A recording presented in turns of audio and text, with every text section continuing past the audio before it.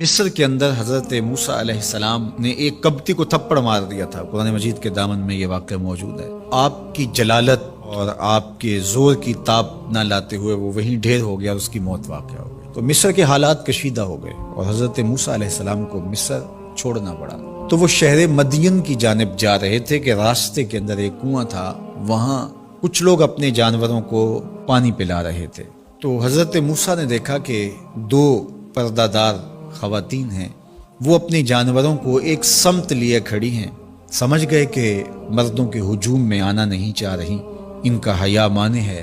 تو آگے بڑھے اور ان کے جانور ہانکے اور ان کو سیراب کیا اور پھر ان کی جانب ہانک دیے۔ وہ واپس گئیں اور اپنے والد بزرگوار سے کہا کہ ایک سال نوجوان جس کی آنکھوں میں شرم و حیا تھا، اس نے ہمارے ساتھ یہ مہربانی کی۔ تو ان کے والد گرامی نے کہا کہ جاؤ اس کو بلا کے لاؤ۔ قرآن مجید میں اس کا ذکر کیا گیا۔ ان میں سے ایک خاتون حیا میں سمٹی ہوئی حاضر ہوئی۔ اس نے کہا کہ ہمارے والد گرامی آپ کو بلاتے ہیں، آپ نے ہمارے ساتھ جو مہربانی کی ہے اس کا وہ اجر دینا چاہتے ہیں۔ تو حضرت موسیٰ علیہ السلام ان کے ساتھ چلے گئے اور جب گئے تو یہ گھر تھا حضرت شعیب علیہ السلام کا اور یہ صاحبزادیاں حضرت شعیب علیہ السلام کی تھیں۔